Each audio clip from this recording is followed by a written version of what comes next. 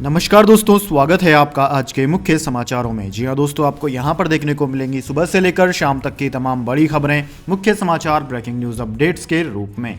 तो दोस्तों, आप सभी लोगों से रिक्वेस्ट है इस वीडियो को ज़्यादा से ज़्यादा लाइक और शेयर करें। तो चलिए दोस्तों, जान लेते हैं आज की पहली बड़ी खबर। पीएम मोदी ने येल, ऑक्सफोर्ड, स्टैनफोर्ड को भारत में कैंपस खोलने की अनुमति देने के लिए उठाए कदम। जी हां दोस्तों, भारत ने येल, ऑक्सफोर्ड और स्टैनफोर्ड जैसे प्रमुख विदेशी विश्वविद्यालयों के कैंपस देश में स्थापित करने और डिग्री प्रदान करने की अनुमति देने की दिशा में एक कदम उठाया है। ब्लूमबर्ग के अनुसार विश्वविद्यालय अनुदान आयोग ने गुरुवार को सार्वजनिक प्रतिक्रिया के लिए एक मसौदा कानून पेश किया। यह देश में पहली बार विदेशी शैक्षिक संस्थानों के प्रवेश और संचालन का रास्ता तैयार करेगा। दोस्तों, कुछ विदेशी विश्वविद्यालयों ने पहले ही भारतीय संस्थानों के साथ साझेदारी स्थापित कर ली है, जिससे छात्रों को आंशिक रूप से भारत में अध्ययन करने और विदेशों में मुख्य परिसर में अपनी डिग्री पूरी करने की अनुमति मिल गई। वर्तमान कदम इन विदेशी संस्थानों को स्थानीय भागीदारों के बिना कैंपस स्थापित करने के लिए प्रोत्साहित करने का है। इसके बाद दोस्तों, अगली बड़ी खबर। दिल्ली में मेयर चुनाव से पहले हंगामा, आम आदमी पार्टी और बीजेपी पार्षदों के बीच धक्का मुक्की, हाथापाई, कई आसन से गिरे, चोटें भी आई। जी हाँ दोस्तों, दिल्ली में एमसीडी के मेयर, डिप्टी मेयर और स्थायी समिति के सदस्यों के चुनाव की प्रक्रिया हंगामे की वजह से शुरू नहीं हो पाई। 4 घंटे चले हंगामे के बाद सदन को स्थगित कर दिया गया। ऐसे में माना जा रहा है कि मेयर चुनाव टल सकता है। उधर दोस्तों, आम आदमी पार्टी ने इस मुद्दे पर कोर्ट जाने के संकेत दिए हैं। इससे पहले शुक्रवार सुबह 11 बजे पार्षदों का शपथ ग्रहण शुरू होना था, लेकिन प्रोटेम स्पीकर ने इससे पहले मनोनीत सदस्यों को जैसे ही शपथ दिलानी शुरू की, आम आदमी पार्टी के सदस्यों ने विरोध शुरू कर दिया। इससे बीजेपी पार्षद भी इनके खिलाफ नारेबाजी करने लगे। दोनों पक्षों के बीच धक्का मुक्की और हाथापाई होने लगी। आम आदमी पार्टी के पार्षद प्रोटेम स्पीकर के आसन पर चढ़ गए। इस दौरान कुछ पार्षद कुर्सी उठाकर पटकते देखे गए, कुछ धक्का लगाने से गिर गए, कुछ को चोटें भी आई है। इसके बाद दोस्तों, अगली बड़ी खबर। 4 दिन में दूसरे जैन मुनि ने त्यागे प्राण, जयपुर में समेत शिखर के लिए अनशन पर थे, संत बोले ऐसे ही बलिदान देते रहेंगे। जी हां दोस्तों, जैन तीर्थ स्थल समेत शिखर के लिए एक और जैन मुनि ने अपने प्राण त्याग दिए हैं। गुरुवार देर रात 1:20 पर मुनि समर्थ सागर का निधन हो गया। 4 दिन में ये दूसरे संत हैं जिन्होंने अपनी देह त्यागी है। शुक्रवार सुबह जैसे ही संत के देह छोड़ने की जानकारी मिली, बड़ी संख्या में जैन समुदाय के लोग मंदिर पहुंचने लगे। संत की डोली यात्रा संगीजी मंदिर से विद्याधर नगर तक निकाली गई। इस मौके पर जैन संत शशांक सागर ने कहा कि जब तक झारखंड सरकार समेत शिखर को तीर्थ स्थल घोषित नहीं करेगी, तब तक मुनि ऐसे ही बलिदान देते रहेंगे। दोस्तों, जयपुर के सांगानेर स्थित संगजी दिगंबर जैन मंदिर में समर्थ सागर जी ने 3 दिन से आमरण अनशन कर रहे थे। दोस्तों, आपकी जानकारी के लिए बता दें, समेत शिखर को पर्यटन स्थल घोषित किए जाने के विरोध में इसी जैन मंदिर में जैन मुनि सुगेय सागर महाराज ने 3 जनवरी को प्राण त्यागे थे। मंदिर में आचार्य सुनील सागर महाराज प्रवास पर हैं और उनके सानिध्य में ही मुनि समर्थ सागर को जैन रीति रिवाजों के साथ आज समाधि दे दी गई। इसके बाद दोस्तों, अगली बड़ी खबर। कंझाउला मामले में 7वें आरोपी ने थाने में किया सरेंडर, पुलिस कर रही थी तलाश, सामने आया वीडियो।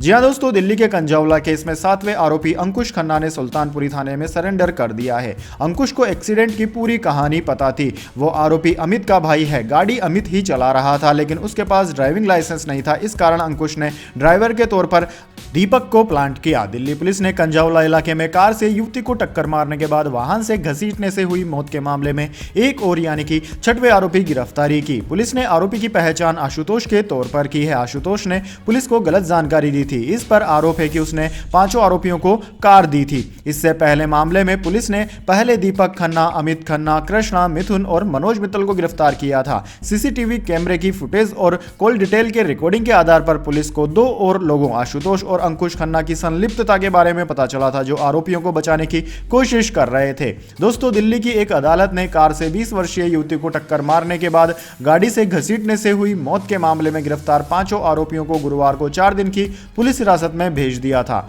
मेट्रोपॉलिटन मजिस्ट्रेट सान्या दलाल ने दिल्ली पुलिस को पूछताछ के लिए आरोपियों को और 4 दिन तक हिरासत में रखने की अनुमति दे दी। हालांकि पुलिस ने 5 दिनों की हिरासत मांगी थी।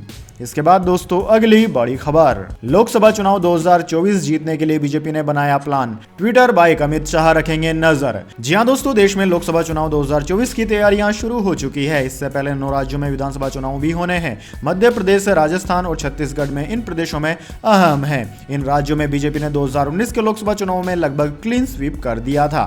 दोस्तों आपकी जानकारी के लिए बता दें, लोकसभा चुनाव को देखते हुए बीजेपी ने प्लान को पुख्ता करना शुरू कर दिया है। बीजेपी ने इस बार अपनी रणनीति में बड़ा बदलाव किया है। अभी तक पार्टी माइक्रो लेवल पर जाकर पन्ना प्रमुख के जरिए चुनाव लड़ रही है, लेकिन अब बाकी पार्टियों ने भी इसको अपना लिया है। केंद्र की सत्ता में मोदी सरकार बनने के बाद से भारत में डिजिटल तकनीकी ने हर सेक्टर में प्रभाव डाला। इस समय देश की बड़ी आबादी के पास मोबाइल और सोशल मीडिया के जरिए बड़े मार्केटिंग अभियान चलाए जा रहे हैं।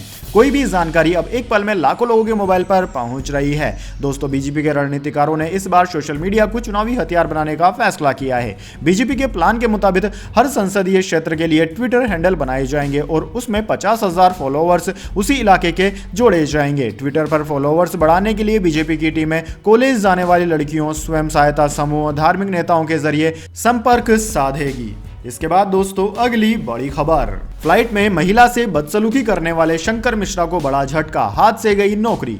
जी हां दोस्तों, पिछले साल 26 नवंबर को एयर इंडिया की न्यूयॉर्क से नई दिल्ली आ रही फ्लाइट में नशे में धुत होकर महिला पर पेशाब करने वाले शंकर मिश्रा की मुश्किलें बढ़ गई है। उनकी कंपनी वेल्स फार्गो ने उन्हें टर्मिनेट कर दिया है। कंपनी ने बाकायदा बयान जारी कर कहा है कि वेल्स फार्गो अपने कर्मचारी के पेशेवर और निजी तौर पर उच्च व्यवहार की उम्मीद करता है। हमें यह आरोप बहुत ही परेशान करने वाले लगे। इस शख्स को वेल्स फार्गो से टर्मिनेट कर दिया गया है। हम इस मामले में जांच में पूरी तरह से सहयोग कर रहे हैं।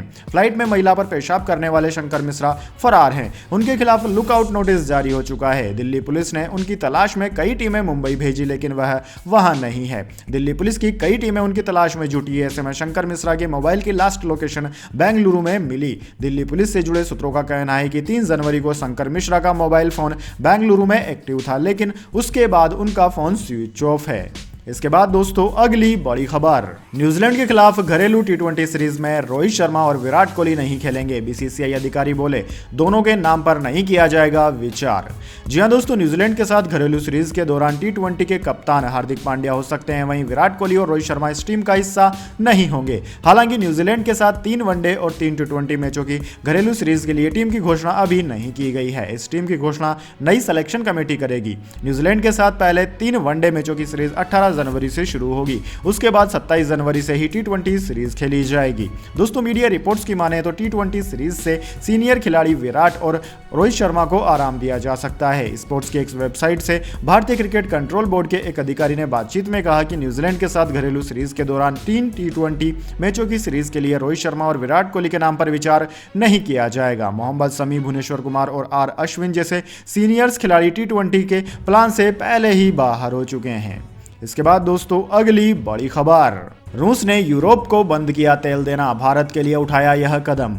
जी हां दोस्तों, रूस और यूक्रेन युद्ध के बीच भारत के साथ रूसी तेल का कारोबार लगातार नई ऊंचाइयों को छू रहा है। इस बीच खबर है कि रूस आर्कटिक क्षेत्र से निकालने वाले कच्चे तेल की सप्लाई को छूट के साथ भारत और चीन को बेच रहा है। पहले यह तेल यूरोप के देशों को बेचा जा रहा था, लेकिन पिछले महीने से यूरोपीय देशों ने तेल खरीदना बंद कर दिया, जिसकी वजह से इसकी सप्लाई चेन दूसरे ग्राहकों की ओर मोड़ दी गई। दरअसल दोस्तों, दिसंबर में यूरोपीय यूनियन G7 देशों के समूह और ऑस्ट्रेलिया ने रूसी तेल पर प्राइस कैप लगा दिया था। प्राइस कैप लागू करते समय कहा गया था कि अगर रूस इसे नहीं मानेगा तो उस पर कई और प्रतिबंध लगा दिए जाएंगे। रूस ने प्राइस कैप को मानने से इनकार कर दिया। रूस ने कहा कि जो देश उससे तेल पर प्राइस कैप लगाएंगे वह उसे तेल बेचना बंद कर देगा। इसके बाद आर्कटिक क्षेत्र से निकलने वाले जो कच्चे तेल यूरोप के देशों में भेजे जाते थे उसे रोक दिया गया है। ऐसे में तेल कंपनियां नए खरीदारों की तलाश में जुट गई है। सिंगापुर बेस्ड एक तेल कारोबारी ने इस मामले में कहा कि पहले आर्कटिक तेल को यूरोपीय देशों में भेजा जाता था, लेकिन अब उसे कहीं और भेजना होगा। इसके बाद दोस्तों अगली बड़ी खबर, पहाड़ों पर फिर बर्फबारी हो सकती है। राजस्थान के माउंट आबू में पारा -6 डिग्री पहुंचा। एमपी में स्कूलों की हुई छुट्टियां। जी हां दोस्तों, देश में ठंड का सितम जारी है। आलम यह है कि 50 डिग्री तक का तापमान सहन करने वाला राजस्थान -6 डिग्री तापमान से ठिठुर रहा है। राज्य के माउंट आबू में पारा -6 डिग्री पहुंच गया। इधर एमपी में स्कूलों में छुट्टी कर दी गई है। शिमला नैनीताल से ज्यादा सर्दी दिल्ली में पड़ रही है। राजधानी दिल्ली में तापमान 1.8 डिग्री सेल्सियस दर्ज किया गया। गया। घने कोहरे के कारण सुबह विजिबिलिटी घटकर 50 मीटर तक रह गई। दोस्तों दिल्ली में शीतलहर का ऑरेंज अलर्ट जारी किया गया है। कानपुर में रात का तापमान 3.2 डिग्री सेल्सियस पर पहुंच गया। मौसम विभाग के अनुसार 7 जनवरी से पहाड़ी इलाकों में बर्फबारी फिर शुरू होगी। इससे उत्तर भारत के मैदानी इलाकों में तापमान और गिर सकता है, जिससे ठंड और ज्यादा बढ़ेगी। इसके बाद दोस्तों अगली बड़ी खबर, एलन मस्क से केवल एक कदम दूर गौतम अडानी नंबर 2 की कुर्सी के लिए छिड़ी जंग।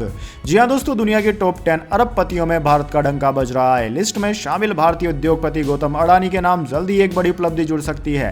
दरअसल वे टेस्ला सीईओ एलन मस्क को पछाड़ते हुए कभी भी दुनिया के दूसरे सबसे अमीर इंसान बन सकते हैं। दरअसल दोस्तों मस्क और अडानी की नेटवर्थ में फासला अब बेहद कम रह गया है। दोस्तों आपकी जानकारी के लिए बता दें, जहां एक और अरबपति एलन मस्क के लिए साल 2022 खराब साबित हुआ, तो वहीं नया साल 2023 भी उनके लिए कुछ अच्छा साबित नहीं होता नजर आ रहा। बीते साल के अंत में मस्क के सिर से दुनिया के नंबर 1 अमीर का ताज फ्रांस के अरबपति बर्नार्ड अर्नॉल्ड ने छीन लिया। वे दूसरे पायदान पर खिसक गए। वहीं अब उनसे नंबर 2 की कुर्सी भी खतरे में, क्योंकि भारतीय उद्योगपति गौतम अडानी मस्क को टक्कर देते हुए उनके बेहद करीब पहुंच गए हैं। दोस्तों गौतम अडानी की बात करें तो गौतम अडानी की संपत्ति 119 बिलियन है, जबकि एलन मस्क की संपत्ति 124 बिलियन है। यानी कि दोनों की संपत्ति में महज 5 बिलियन का अंतर बचा है। इसके बाद दोस्तों अगली बड़ी खबर, ट्रेन में यात्रियों को 2 टीटीई ने पीटा, दोनों सस्पेंड। सीट से घसीटकर नीचे पटका, फिर लात घूंसे बरसाए, समस्तीपुर की घटना। जी हां दोस्तों, बिहार के जयनगर से लोकमान्य तिलक मुंबई जाने वाली पवन एक्सप्रेस में 2 टीटीई ने यात्री को सीट से नीचे खींचा, फिर उसकी लात घूंसों से पिटाई कर दी। एक पैसेंजर ने इसका वीडियो बना लिया। यह वीडियो सामने आने के बाद टीटीई गौतम कुमार पांडे और नरेश कुमार को सस्पेंड कर दिया गया। दोस्तों बताया जा रहा है कि ट्रेन में एक यात्री बिना टिकट यात्रा कर रहा था। चालान काटने को लेकर यात्री और टीटी में विवाद बढ़ता गया। पहले दोनों में गाली गलौज हुई। इसके बाद टीटी गौतम कुमार पांडे और टीटी नरेश कुमार ने यात्री की पिटाई शुरू कर दी। इस दौरान दूसरे यात्री टीटी से छोड़ने की गुहार लगाते रहे, लेकिन वो नहीं माने। इसके बाद दोस्तों जाने अगली बड़ी खबर, लेकिन उससे पहले मेरी आपसे एक छोटी सी रिक्वेस्ट है। अगर दोस्तों आपको अभी तक हमारी न्यूज़ पसंद आई तो इसे एक छोटा सा लाइक जरूर दे दीजिए, और अगर आपको पसंद नहीं आई है तो बेशक आप डिसलाइक भी कर सकते हैं, लेकिन दोस्तों लाइक और डिसलाइक जरूर कीजिए, क्योंकि दोस्तों यही हमारी मेहनत का फल होता है और इसी से हमें पता चलता है कि आपको हमारी वीडियोस पसंद आ रही है या नहीं। तो चलिए दोस्तों जान लेते हैं आज की अगली बड़ी खबर। जम्मू कश्मीर के 17 नेता कांग्रेस में लौटे। 2 महीने पहले आजाद की पार्टी ज्वाइन की थी। वेणुगोपाल बोले ये सभी छुट्टी पर गए थे। जी हां दोस्तों, जम्मू कश्मीर के 17 नेताओं ने शुक्रवार को फिर से कांग्रेस ज्वाइन कर ली। इसमें पूर्व उप मुख्यमंत्री ताराचंद और पूर्व पीसीसी प्रमुख पीर चंदानी मोहम्मद सईद शामिल हैं। ये वही नेता है जिन्होंने 2 महीने पहले पूर्व मुख्यमंत्री और कांग्रेस नेता गुलाम नबी आजाद की पार्टी डेमोक्रेटिक आजाद पार्टी ज्वाइन की थी। इस दौरान एआईसीसी के महासचिव केसी वेणुगोपाल भी मौजूद रहे। वेणुगोपाल ने नेताओं का स्वागत करते हुए कहा कि यह पार्टी के लिए खुशी का दिन है, क्योंकि वे भारत जोड़ो यात्रा से पहले अपने घर लौट आए हैं, जो 2 हफ्ते के बाद जम्मू कश्मीर में प्रवेश करेगी। उन्होंने कहा कि भारत जोड़ो यात्रा देश में एक बड़ा आंदोलन बन गई है, इसलिए उन सभी नेताओं ने कांग्रेस में वापस आने का फैसला किया है। कांग्रेस नेता ने कहा कि यह केवल शुरुआत है और जब यात्रा जम्मू कश्मीर में प्रवेश कर रही है तो कांग्रेस की विचारधारा वाले और अखंड भारत चाहने वाले सभी लोग पार्टी में शामिल होंगे। मुझे लगता है कि वे 2 महीने की छुट्टी पर थे। यह पूछे जाने पर कि क्या डीएपी प्रमुख गुलाम नबी आजाद के साथ कांग्रेस में लौटने के लिए कोई बातचीत चल रही है, इस पर वेणुगोपाल ने कहा कि उन्होंने खुद ऐसी किसी भी बातचीत से इनकार किया है। इसके बाद दोस्तों अगली बड़ी खबर, लगातार तीसरे दिन गिरा बाजार। सेंसेक्स 452 अंक गिरकर 59,900 पर बंद। निफ्टी 132 अंक टूटा। आईटी शेयर्स सबसे ज्यादा गिरे। जी हां दोस्तों, भारतीय शेयर बाजार में हफ्ते के 5वें और आखिरी कारोबारी दिन यानी कि शुक्रवार को गिरावट देखने को मिली। सेंसेक्स 452 अंकों की गिरावट के साथ 59,900 के स्तर पर बंद हुआ। निफ्टी 132 अंक गिरकर 17,859 के स्तर पर आ गया। दोस्तों बाजार में लगातार तीसरे दिन यह गिरावट आई। सेंसेक्स के 30 में से 26 शेयरों में गिरावट रही, वहीं सिर्फ 4 शेयरों में तेजी देखने को मिली। JSW steel, TCS, IndusInd bank, Bajaj Finserv, tech Mahindra, Bajaj finance, coal India और कोटक बैंक समेत निफ्टी के 39 शेयरों में गिरावट रही। वहीं Britannia, Reliance, Mahindra and Mahindra, BPCL, ONGC, Nestle India, Bajaj auto और आईटीसी समेत निफ्टी के 11 शेयरों में तेजी देखने को मिली।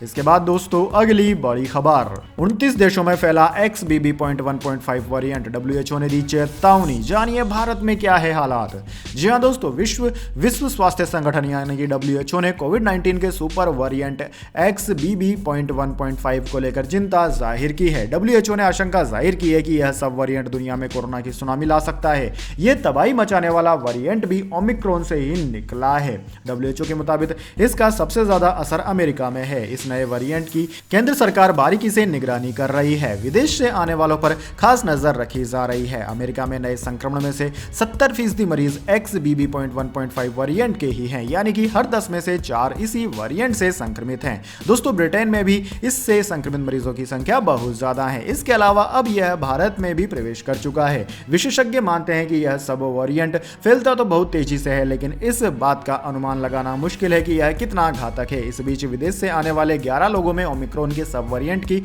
पुष्टि हुई है। दोस्तों 24 दिसंबर से 3 जनवरी तक दूसरे देशों से 19,227 यात्रियों का टेस्ट किया गया। इनमें से 124 लोग कोरोना पॉजिटिव पाए गए। इसके बाद दोस्तों अगली बड़ी खबर, गणतंत्र दिवस परेड देखने के लिए अब ऑनलाइन मिलेगा टिकट। जाने कैसे करें रजिस्ट्रेशन।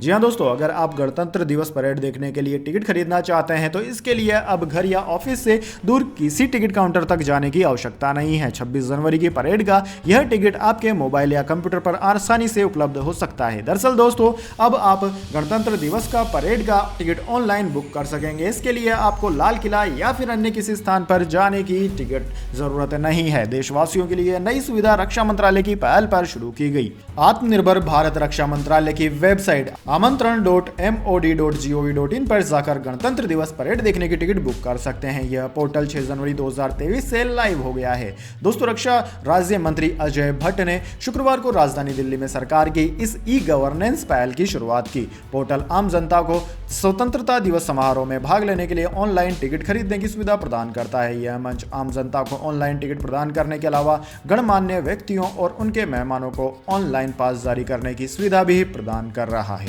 इसके बाद दोस्तों अगली बड़ी खबर, ट्विटर से 20 करोड़ यूजर्स का डेटा हुआ चोरी। इजरायली एक्सपर्ट्स ने करोड़ों यूजर्स के ईमेल एड्रेस चोरी होने का दावा किया। सोशल मीडिया पर स्क्रीनशॉट हुए वायरल। जी हां दोस्तों, हैकर्स ने 20 करोड़ से ज्यादा ट्विटर यूजर्स के ईमेल एड्रेस चुरा लिए हैं और उन्हें एक ऑनलाइन हैकिंग फोरम पर पोस्ट कर दिया है। Israeli cyber security monitoring firm Hudson Rock के को-फाउंडर अलोन गेल ने इसकी जानकारी दी। 24 दिसंबर को सिक्योरिटी रिसर्चर ने इसे सोशल मीडिया पर शेयर किया था। अब इसके स्क्रीनशॉट्स इंटरनेट पर वायरल हो रहे हैं। फिलहाल दोस्तों ट्विटर ने इस घटना पर कोई कमेंट नहीं किया है। कुछ रिपोर्ट्स में यह भी अनुमान लगाया गया है कि यह हैकिंग 2021 की शुरुआत में हुई हो, जो एलन मस्क की कंपनी का स्वामित्व संभालने से पहले की गई हो। ट्विटर में हैकिंग से जुड़ी ये कोई पहली घटना नहीं है। इससे पहले कई बड़े पॉलिटिशियन और बिजनेसमैन के अकाउंट हैक होने की घटनाएं सामने आ चुकी है। इनमें पीएम मोदी और एलन मस्क के अकाउंट भी शामिल हैं। इसके बाद दोस्तों अगली बड़ी खबर, सरफराज अहमद ने बचाई पाकिस्तान की लाज। रोमांचक अंदाज में ड्रॉ हुआ दूसरा टेस्ट मैच। जी हां दोस्तों, पूर्व कप्तान सरफराज अहमद के शानदार शतक ने पाकिस्तान की लाज न्यूजीलैंड के खिलाफ दूसरे टेस्ट में बचा ली और मैच रोमांचक अंदाज में ड्रॉ पर समाप्त हो गया। जीत के लिए 319 रन के लक्ष्य का पीछा करते हुए पाकिस्तानी टीम 90 ओवर में 302 रन 9 विकेट के नुकसान पर ही बना सकी। कीवी टीम जीत के लिए आखिरी एक विकेट नहीं हासिल कर सकी। अंत में अबरार अहमद 13 और नसीम शाह 15 रन बनाकर नाबाद लौटे। दोस्तों सरफराज ने 118 रन की पारी खेली और टेस्ट करियर का चौथा शतक जड़ा। जीत के लिए चौथी पारी में 319 रन के लक्ष्य का पीछा करने उतरी पाकिस्तानी टीम की शुरुआत बेहद खराब रही थी। चौथे दिन बगैर कोई रन बनाए ही मेजबान टीम 2 विकेट गंवाकर मुश्किल में आ गई थी। आखिरी दिन पाकिस्तान को जीत के लिए 319 रन बनाने थे और न्यूजीलैंड को 8 विकेट चटकाने थे। ऐसे में पूर्व कप्तान सरफराज अहमद ने 80 रन पर 5 विकेट गंवाने के बाद मोर्चा संभाला और अपने शानदार फॉर्म को जारी रखते हुए 135 गेंद में टेस्ट करियर का चौथा शतक जड़ दिया। इसके बाद दोस्तों अगली बड़ी खबर, खुशखबरी, फ्री राशन के बाद अब लोगों को मुफ्त में डीटीएच देगी सरकार। जाने किसे मिलेगा। जी हां दोस्तों, कमजोर वर्ग को मुफ्त में 1 साल का राशन फ्री देने के बाद अब सरकार लोगों को शिक्षा, सूचना और मनोरंजन के लिए फ्री में डीटीएच देगी। कैबिनेट ने 4 जनवरी 2023 को 2539 करोड़ रुपए की लागत वाली broadcaster infrastructure network development BIND योजना को मंजूरी दे दी है। यह रकम ऑल इंडिया रेडियो और दूरदर्शन के आधुनिकीकरण आधुनिकीकरण और विस्तार पर खर्च होगी। वर्तमान में दोस्तों दूरदर्शन 28 रीजनल चैनलों सहित 36 टीवी चैनलों का संचालन करता है और ऑल इंडिया रेडियो 500 से अधिक प्रसारण केंद्रों का संचालन करता है। यह योजना देश में AIR-FM ट्रांसमीटरों के कवरेज को भौगोलिक क्षेत्र के अनुसार 59% से बढ़ाकर 66% और आबादी के हिसाब से 68% से बढ़ाकर 80% कर देगी। दोस्तों बिंड योजना के तहत रिमोट, जनजातीय, वामपंथी, उग्र प्रभावित और सीमावर्ती क्षेत्रों में रहने वाले लोगों को 8 लाख से अधिक DTH free dish STB DTH free STBs मुफ्त में दिए जाएंगे। प्रसार भारती देश के सार्वजनिक प्रसारक के रूप में दूरदर्शन और आकाशवाणी के माध्यम से देश के दूरदराज क्षेत्रों में लोगों के लिए सूचना, शिक्षा, मनोरंजन और सहभागिता का सबसे महत्वपूर्ण साधन है। तो दोस्तों यह थी आज की तमाम बड़ी खबरें। इसके बाद दोस्तों बारी आती है आज के माइंड क्विज क्वेश्चन की। जी हाँ दोस्तों, एक आसान से सवाल का जवाब देकर आप जीत सकते हैं एक अमेजिंग सरप्राइज गिफ्ट हमारे यूट्यूब चैनल की ओर से। तो दोस्तों आज का सवाल आपकी स्क्रीन पर आ चुका है। इंडिया की फाइनेंशियल कैपिटल किसे कहा जाता है? जी हाँ दोस्तों, भारत की आर्थिक राजधानी कौन से शहर को कहा जाता है? अगर आप जानते हैं उस शहर का नाम तो जल्दी से कमेंट बॉक्स में लिख दीजिए। अगर दोस्तों आपका जवाब होता है एकदम सही और आप चुने जाते हैं लकी विजेता के रूप में, तो आपको मिल सकता है एक अमेजिंग सरप्राइज गिफ्ट हमारे यूट्यूब चैनल की ओर से। तो दोस्तों जल्दी से अपना उत्तर कमेंट बॉक्स में लिख दीजिए, वीडियो को लाइक कर लीजिए और चैनल को सब्सक्राइब करके बेल आइकन भी दबा लीजिए। धन्यवाद। वंदे मातरम। जय हिंद, जय भारत।